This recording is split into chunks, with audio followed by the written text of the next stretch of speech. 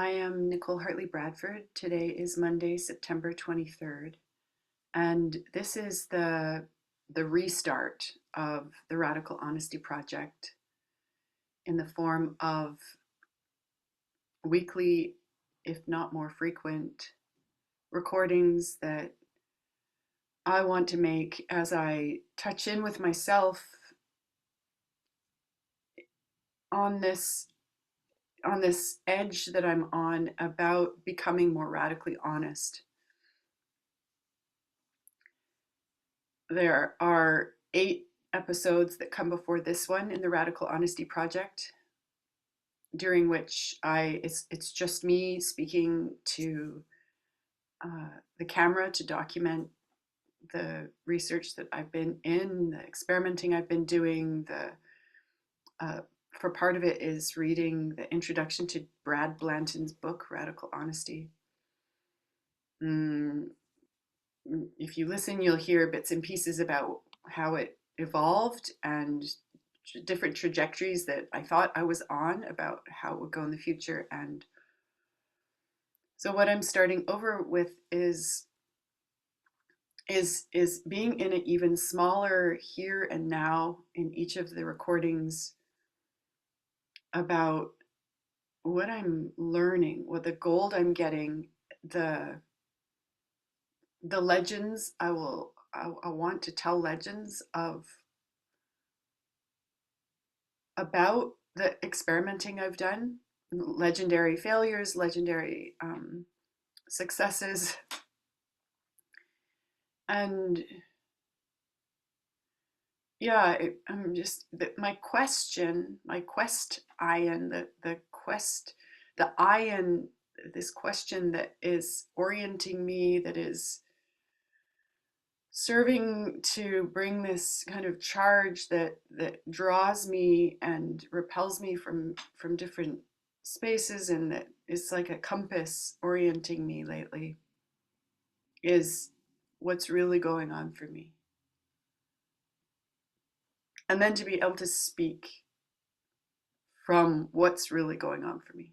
And this is not as easy as maybe it sounds, because there are layers, there's a lot going on in here at any given time. And so my discerning about what's really relevant to share, when it's not the purpose of choosing is not coming from avoiding being vulnerable, avoiding feeling, avoiding offending somebody, avoiding taking responsibility for something, avoiding being arrogant or coming off as arrogant as if that would be something that somebody was reactive to, and yeah, avoiding creating reactivity in other people, while also being in integrity, taking care of my relational spaces, of all of my bodies. It is this, a lot of it is about the skill that I'm learning and I'm practicing right now, is to speak without knowing what I'm going to say, radically relying on my bright principles and my archetypal lineage to be coming through me to bring the non-material value that can come from them through me into the world, so that another culture can happen, so that love can be happening, so that clarity can be happening, and possibility and transformation and winning happening. These are my bright principles. And as an ambassador for archiarchy, as an ambassador for the culture that comes after matriarchy and patriarchy have run their course, as my archetypal lineage, and that there being specialties within that are about empowering human beings, especially mothers, to feel, to consciously feel, and to learn, and to study and use the 10 distinctions of conscious feelings work, which are foundational to possibility management, which is a game world that empowers people to create this next culture. So far, it's the game world that I've discovered that has worked for me the most, and I I want I'm sure other game worlds that are creating archyarchy, even if they call it something else, are emerging, and I want to find them. So this is all part of it. And what else? Really, for me, practicing and then to the watchers who watch or listen, demonstrating also uh, a version of or a practice of being radically honest that is really what I'm capable of at the time. As I begin here today, I feel sad. I feel sad because I feel sad because I started to get clear today about how I have been uh, limiting, stymieing myself, I would say even maybe sabotaging, and yet also how, because I have been committed to being radically honest, there's a way that it's working anyway. And I I think that I think that somehow with this vulnerability and this kind of honesty that I have about beating myself up, it's like, because I want something. I want to create something, and I get to beat myself up when I'm not doing it, or I'm not doing it the way I think I should be doing it. And even as I train myself to stop, to just stop doing it, to stop this beating up, and as I bring my I don't know, my something like my wizard staff uh, out from this beat myself up move into this taking a stand move, and radically rely on these impulses I get that are not the kind of impulses that are me pressuring myself. They're tender, they're quiet, they're not urgent. I mean, sometimes they are because there is a matter of urgency, but also not this pressure thing. It seems that as I take steps from this experiment into this experiment, I have in the last couple of days somehow made myself, or by doing this, made myself interesting to the Earth's Coincidence Control Office. And my evidence for that is that some wild coincidences have happened. And I don't want to go into what they were necessarily. Yeah, I don't. What I want to talk about is how easy it is then for me to make up fantasies about, since these things happened and this went like this, then all of a sudden it's like, oh, and then this future could exist. Where, and how fast it is that my patriarchal thoughtware kicks in again, where I start orienting my attention again towards men, where I start orienting my attention again towards self doubt. Like I just let these doubts start coming again. And then the beating up part starts. Oh, I'm having self-doubts again. Oh, I'm orienting my attention towards men. And it's like, no, this is not what I'm alive for. And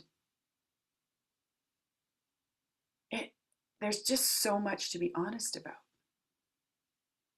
And then what is it that I orient to that tells me this is radical honesty? And something that's standing out more and more for me is that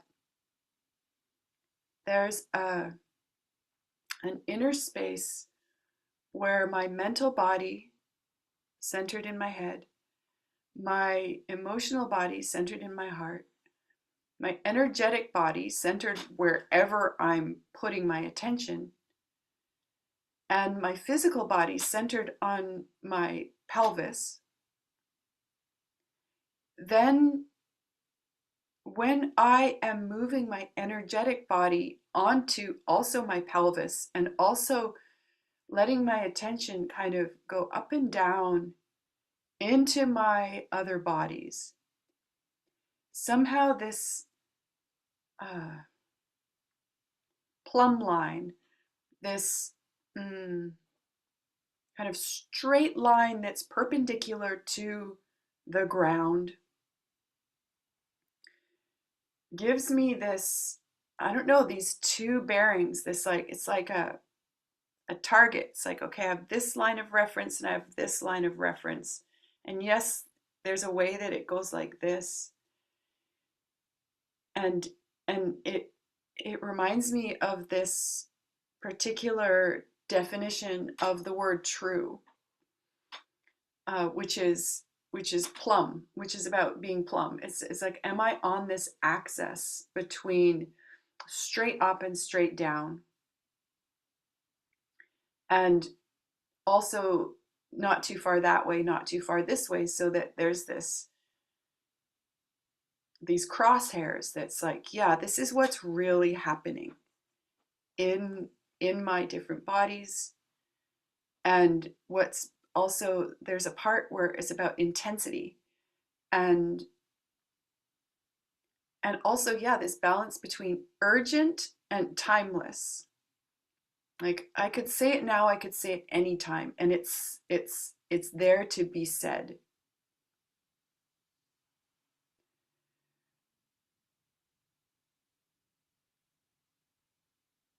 Something that I may not have made so clear until now is, and maybe I did, but I have this sense that I want to clarify this. This is what's really going on. I want to clarify that though this is a focus on radical honesty, and I've used in the logo for this project this gray and red radical honesty logo from Brad Blanton's Game World, that what because I'm using possibility management along with Brad's material to empower something to empower a more, like, to I guess what I'm really wanting to empower in myself and in the world is radical responsibility. So I've been breaking down this territory as radical honesty, radical simplicity, radical responsibility. And the simplicity part,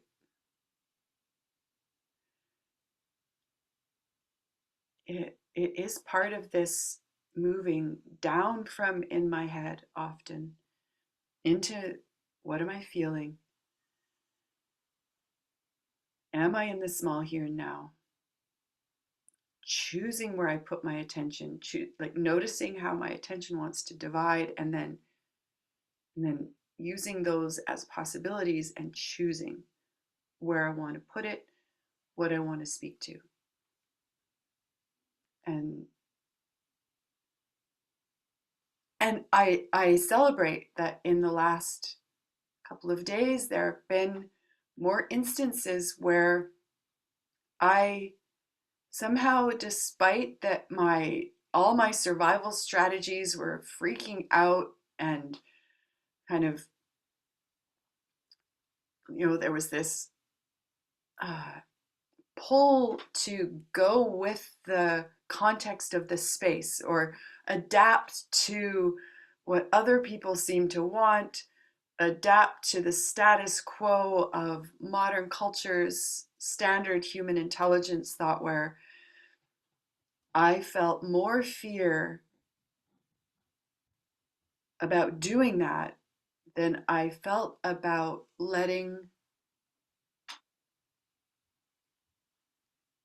about speaking without knowing what I was going to say, and about speaking from my archetypal lineage, and daring to risk that I might lose people who would just be like, I don't know what she's talking about, or offend people if they're like projecting and being like, she's talking about this and she means this, and or about, yeah, creating some other kind of reactivity. And in each of the instances there were people who, what I said, like, reached them, and I don't know how much of it, but enough so that we got to have a conversation, the conversation I really want to have, which is an honest conversation, is a conversation that includes feeling, that includes the discernment between emotions, which are feelings from the past, about the past. They're really not about the here and now. And somehow being able to reach this level of, what are you feeling right now about the here and now? And especially when it comes to whatever their anger is telling them they care about, whatever their anger is telling them they want.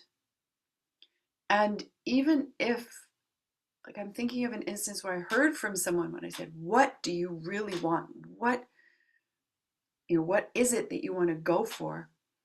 And I picked up in their answer that there was some fear and some kind of holding to the identity they hold about themselves and about what they're here for, that may or may not change as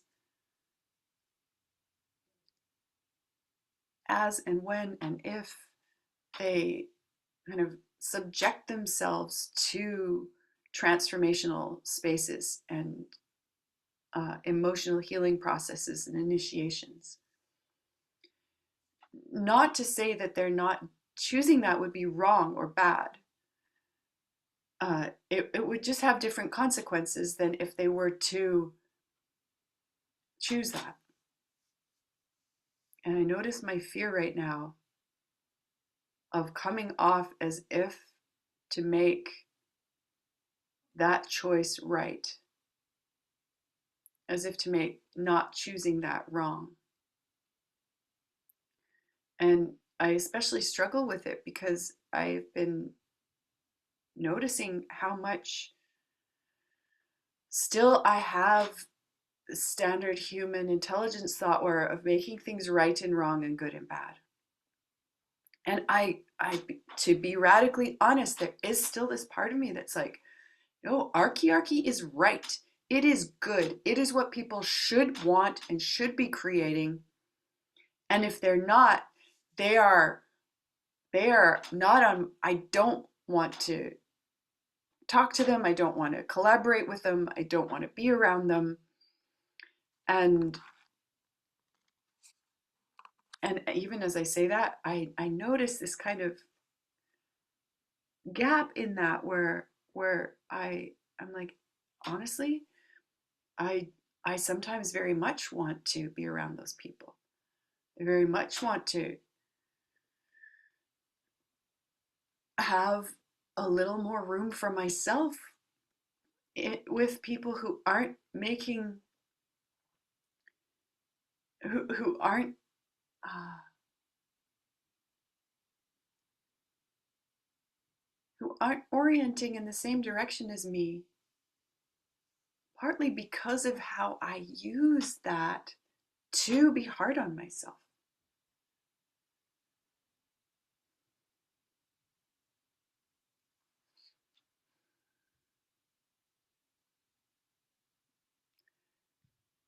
I feel sad about how deeply ingrained it is in me to be hard on myself and to hold myself to this high standard, such a high standard that I can't even get near to it. And then I live in this swampy story that I'm failing, that I'm a fraud, that I am not the ambassador for archaearchy that I claim to be, or that I say I am, or that I want to be, because dot dot dot. And here's all the evidence, this whole evidence gathering mechanism that is so much a part of my survival strategy, to gather evidence that on one hand proves that I'm this failure and this fraud and this unworthy person, while also there's this way that something else in me feeds this evidence that I am superior, that I am smarter, that I know better, that I'm really, if people would bother to take the time to get to know me, I'm this extraordinary human being. And maybe this is the the sideways, I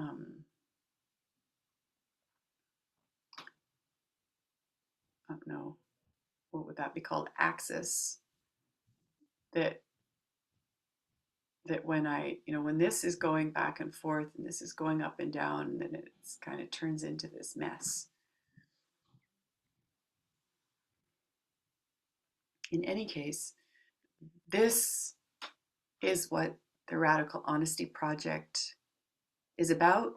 This is what I will continue to, where I will continue to speak from this and from my experiences, orienting toward and into and from radical honesty, simplicity, and radical responsibility. From time to time, I may have another person on in the recording with me. In particular, I have been inviting Laura McGurk to, we've been having conversations on a pretty much daily basis about how we're doing when it comes to our radical honesty practice and experimenting. And also, there have been a few other people who have reached out, asked for coaching, let me know that they're also in this territory of research. And from time to time, I may have record a conversation with one of them, with one or more of them. For now, I want to close for today and with an invitation to you to reach out anytime. In the show notes below each of the Radical Honesty Edgecast videos, I will give instructions about how you can reach me. You can also comment under the video. That would also work. And yeah, something else to be radically honest about. I feel glad to bring this to a close. I feel glad that I was here, that I was hearing myself speak and that it's recorded. And I feel a lot of joy because I want to create some other spaces that are in particularly training spaces about the 10 distinctions for consciously feeling, and especially the first 5 or 6 uh, as the starting points to get to number 10, which is that, that stellating the in the 4 feelings jacks a person into their archetypal lineage, and this is when it becomes possible for another culture to start being created, or to really start being created. And so this is, again, I'm somehow coming back to this particular specialty of bridging people into conscious feelings work, which is just winning happening for them in their relational space with themselves, winning happening for them. It empowers winning happening for them in their relating spaces with other people. And then it empowers winning happening for Gaia's risky human experiment, which I want to succeed, and which is really what I'm alive for. So I will, close this space and move on to creating those offerings. Thank you for watching. Thank you for being here. I want to hear from you. Goodbye for now.